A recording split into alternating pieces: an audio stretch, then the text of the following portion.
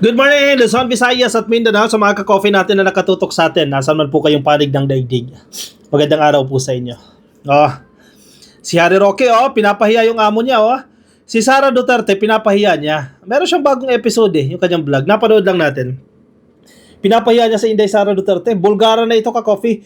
May mga pag-amin dito si Harry Roque na parang pinapalabas siya, nabudol ako Sumunod kasi ako kay Sara Duterte kaya nagkaganyan. Hoy, naku, yari ka dito sir. Pag napanood to ng amo mo, babalikan ko nito.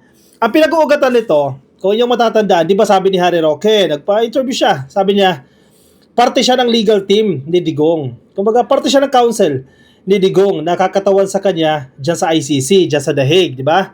Proud siya di ba? Very proud siya na sinabi niya yan And then, few days after, naglabas po ng statement si Sara Duterte, sabi niya, hindi kasama si Roque. Syempre, napahiya si Roque. Kasi pinagbabalaki siya, parte siya ng legal team. Tapos sabi ni Sara, no, hindi siya parte. Napahiya si Roque.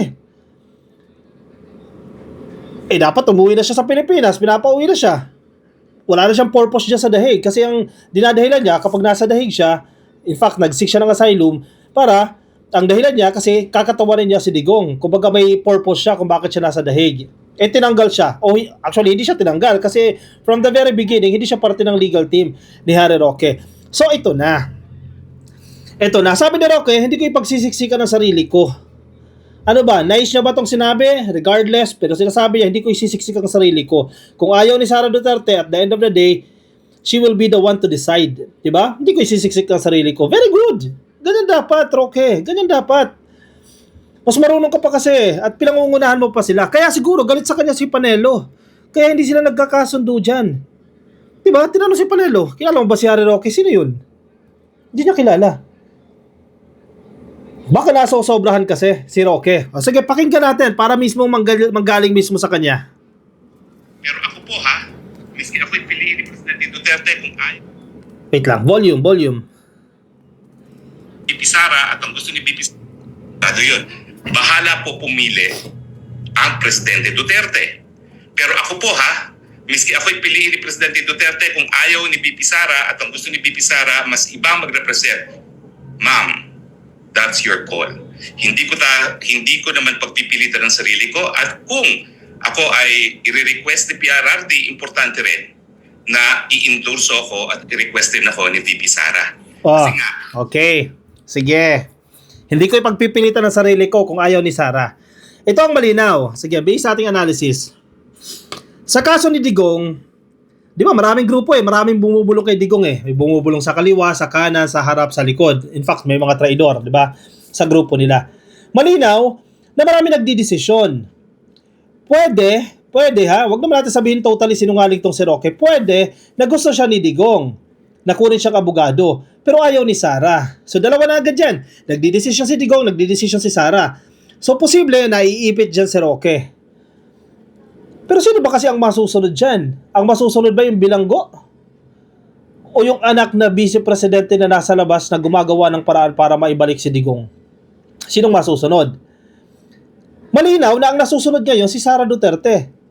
And malinaw din na sa tingin ko ang nagpapayo kay Sara Duterte si Panelo. Kaya sinabi ni Sara na hindi parte si Harry Roque ng legal team ko. Malamang nabulungan yan. Huwag mo na kunin yan. Sabi ni Roque, isa pa, hindi ko ipagsisiksikan ng sarili ko.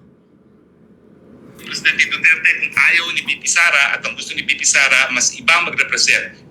Ma'am, that's your call. Hindi ko naman pagpipilitan ng sarili ko at kung ako ay i-request ni PRRD, importante rin na i-endorse ako at i-request din ako ni VP Sara. Okay. Kasi nga, si Roque takot kay Sara.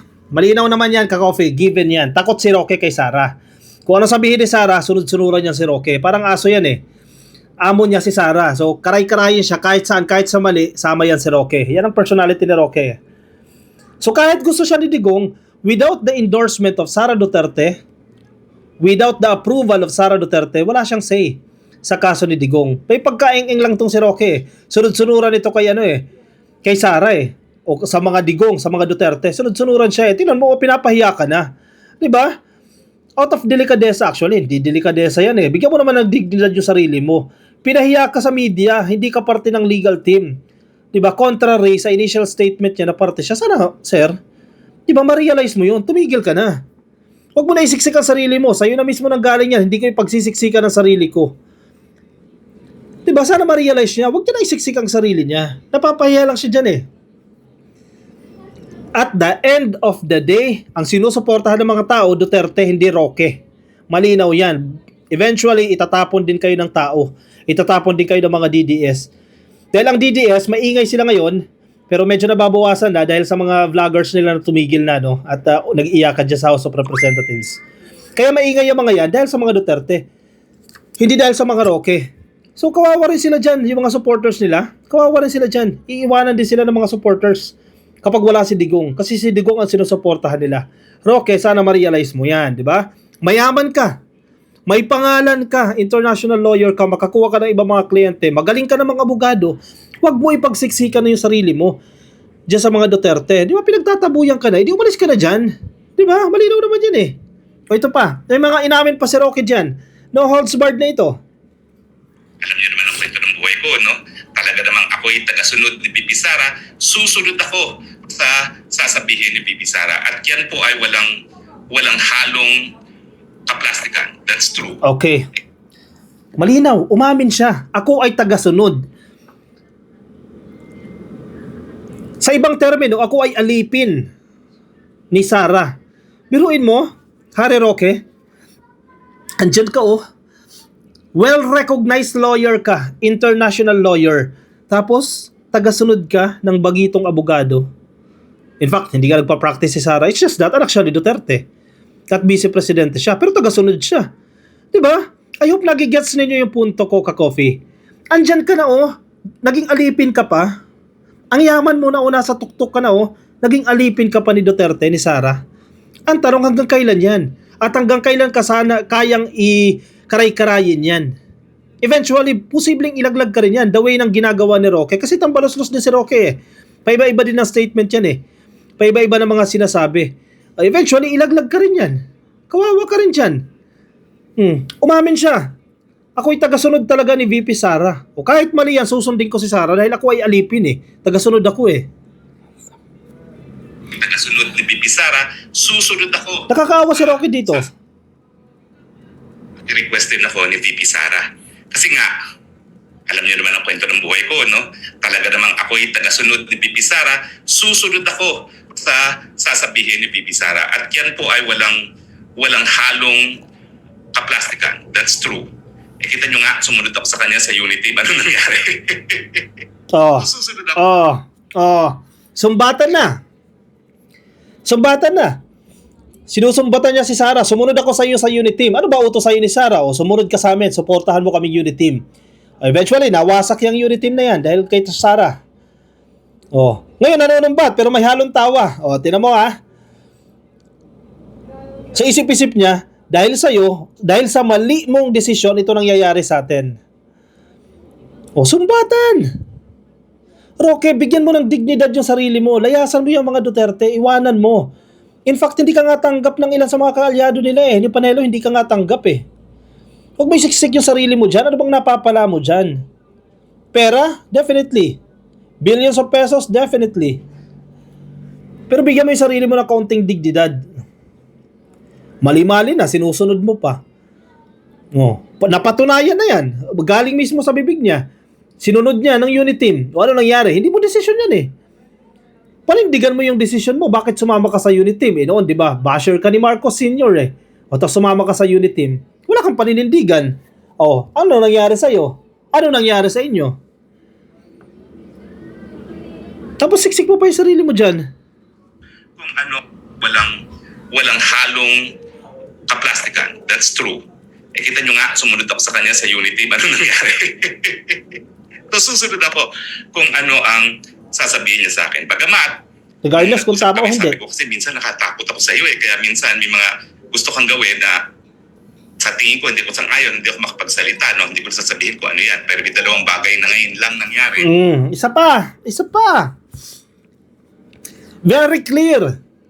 Hindi mo tunay na kaibigan si Sara.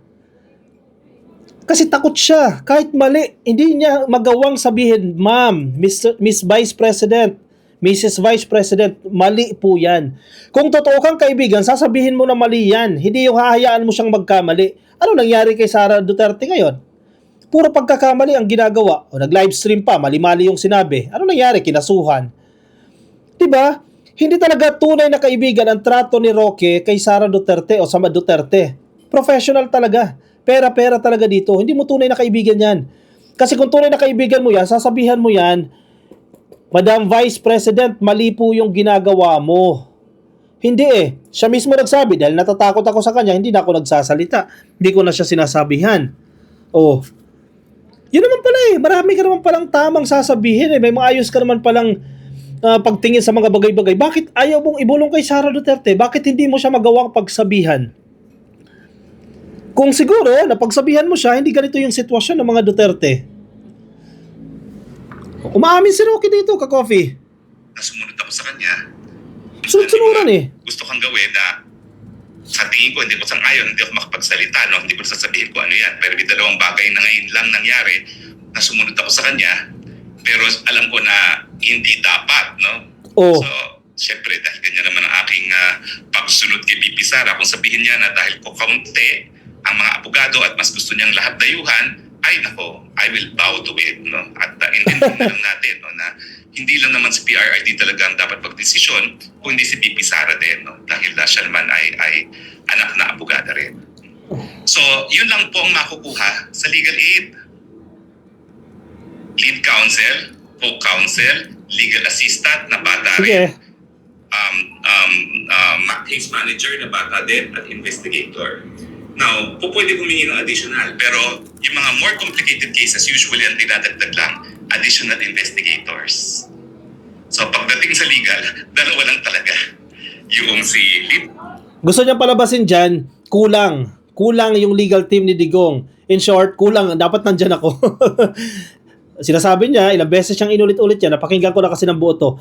Ilang beses siyang inuulit-ulit yan ng mga bata, yung ilang mga parte ng legal team. In short, mga bagito. In short, hindi kayang ipanalo si Digong kasi mga bagito. Yan ang impression ko sa sinasabi niya. In short, dapat nandyan ako. Let's say co-counsel. So hayaan po natin silang mag-desisyon, no? Although nagpapasalamat po ako doon sa napakadaming nagbibigay ng suporta sa akin, maraming na-disappoint. Well, mali po ako doon in the sense na inassume ko na maging abogado. Ayun, umamin. Dapat. Pero abogado po talaga ako ni Presidente Duterte pagdating sa ICC Matters, 2018 pa po. So hindi po ako nagsinungaling. Talagang abogado na ako ni Presidente Duterte on ICC Matters mula pa po noong 2018. Ang problema po, yung mga ibang supporters ni PRRD, binaliwala lahat at sinabi ko dahil sabi nila, imposibleng mangyari yan na makakarating si PRRD sa ICC. So, Yan na. Sisihan to the blues na. Sisihan na. Pinapalabas ni Roque. Noon ko pa sinasabi sa inyo yan eh. Pero yung mga supporters daw ni Digong, imposible daw yan. Nahahantok sila sa ICC. Tama yung sinasabi ng ibang expert eh. Ang tagal-tagal nyo dyan sa pwesto na yan. Diba? Ang tagal-tagal nyo dyan eh. Ilang taon kayo dyan 6 na taong presidente si Digong. Bakit hindi nyo naayos yan? Kahit within a year, within 2 years, sana naayos ninyo. Nalinis nyo man lang ang pangalan ni Digong dyan sa ICC. Pero nagawa nyo bang linisin? Hindi nyo nagawa. May pananagutan kayo dyan. Umamin din si Roque. 2018 pa raw siya abogado. Wait, nag-overlap yun 2018? Di ba nasa gobyerno ka dyan? Tapos nag-aabogado ka, nagpo-practice ka ng profession mo. Di ba conflict of interest yan? Uy, hala. Uy, hala, imbestigahan nyo to. Nabubol ka na. Anyway, napansin ko lang. Umamin siya eh. Nag-aabogado ako sa kanya sa usapin ng ICC since 2018. Di ba 2018, nasa gobyerno siya? 18, 19, 20, 21, 22? Since 2018, ibig sabihin up until now, or up until last week or last month, abogado siya. Conflict of interest. Presidential spokesperson ka, pinapasahod ka ng gobyerno, and then lawyering. Pwede ba yun? Pwede pagsabay niyan? Hindi ko alam, hindi man tayo abogado, no? Pero napapansin ko lang, parang may conflict of interest yan. Baka mali tayo. Sana mali tayo. Di ba? Binulgar na ni Roque. Nagkakasiraan na sila ngayon. Ano sinabi niya? Yung mga supporters ni Digong, hindi naniniwala sa kanya. Dined ba ang ICC? Kasi imposible daw mangyayari yan na makukulong si Digong sa ICC at lilitisin siya sa ICC. Sino pinapatamaan niya dyan? Si Panelo? Anyari? Oh, sisihan kayo ngayon. Wala palpak Magdudusa kayo ngayon. Oh, siraan na kayo ngayon. Oh, nagsa-self-destruct kayo. Yung tropa ninyo. Oh, ano sa tingin ninyo ka-coffee? Komento ang inyong opinion, ang inyong reaksyon dyan sa comment section. Yung mga may gusto pong sabihin, please feel free to comment ka-coffee. Yung mga nasa YouTube, please, sana po nakasubscribe na kayo. Marami pang nanonood sa atin na hindi pa nakasubscribe. Pasuyo na lang ka-coffee. Pa-click na lang po na subscribe dyan sa baba. Baka di pa kayo nakasubscribe. Matagal na pala kayong ka-coffee, no? Mga nasa Facebook, baka di pa kayo naka-follow at di pa kayo naka-like, please like and follow. At dito muna ako magpapaalam sa inyo ka-coffee. I'll see you in my next video. Maraming salamat po sa mga sumama. Ingat kayo. Bye-bye.